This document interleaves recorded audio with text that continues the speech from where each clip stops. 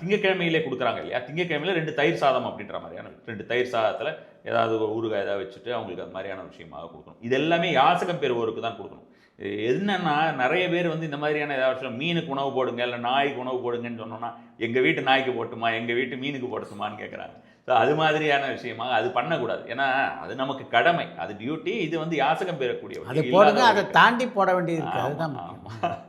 So அப்போ செவ்வாய்க்கிழமை அப்படின்ற மாதிரியான விஷயமாக எடுத்தோம் என்றால் சாம்பார் சாதம் கொடுக்குறது வந்து நல்ல ஒரு பலன் தரக்கூடியதாக இருக்கும். பருப்பு வடை ஏதாவது வேணும்னா பருப்பு வடை வச்சுட்டு சாம்பார் சாதம் வந்து கொடுக்குற மாதிரியான விஷயம். இது செவ்வாய். இப்போ திங்கக்கிழமை இந்த மாதிரியான தயிர் சாதம் கொடுக்கறது மூலமாக உங்களுக்கு பார்த்தீங்கன்னா மன ரீதியான பிரச்சனைகள் எல்லாமே மனத்தெளிவு அப்படின்ற மாதிரியான ஒரு விஷயமாக உண்டாகும்னு வச்சுக்கோங்களேன். மனத்தெளிவு உண்டாகும். வீட்டில் சண்டை சச்சரவுகள் இருந்தால் அந்த விஷயங்கள் நீங்கும்.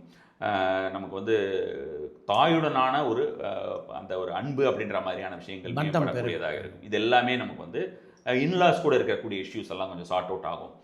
இதெல்லாம் வந்து திங்கக்கிழமையில் செய்கிறதுனால நடக்கும்.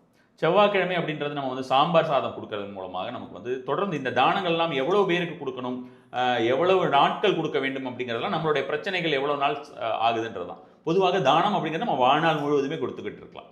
ஒன்றும் பிரச்சனை, இன்னொன்று உங்களால் எவ்வளோ முடியுமோ அவ்வளோதான். ஆமாம், நம்மளை ஒருத்தர்னா ஒருத்தர், நிறைய பேர்னா நிறைய பேர் மாதிரியான விஷயம். அப்போ செவ்வாய்க்கிழமை இந்த மாதிரி கொடுக்கறது மூலமாக உங்களுக்கு பார்த்தீங்கன்னா உங்களுக்கு கடன் பிரச்சனைகள் அப்படின்ற மாதிரியான விஷயங்கள் எல்லாமே ஒரு முடிவுக்கு வரும். அதற்கு ஒரு வழி பிறக்கும் அப்படின்னு சொல்லலாம்.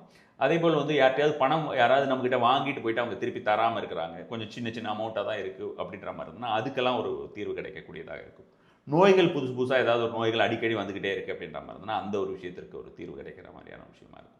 ஈவன் வழக்குகளுக்கு, சொத்து சம்பந்தமான பிரச்சனைகளுக்கு எல்லாருக்குமே இந்த சாம்பார் சாதம் வந்து நம்ம வந்து தானம் செஞ்சால் அதற்கு உண்டான பலன் கிடைக்கும். அதாவது நிறைய பேருக்கு நமக்கு தானம் செய்யும் பொழுது அதிகப்படியான நபர்களுடைய பிளெஸிங்ஸ் நமக்கு கிடைக்குது. அந்த ஒரு விஷயமே நம்ம வந்து யோசிக்கணும். இதற்கு வந்து சிலருக்கு நம்பிக்கை, எவ்வளோ விதைக்கிறீங்களோ அவ்வளோ பலன்.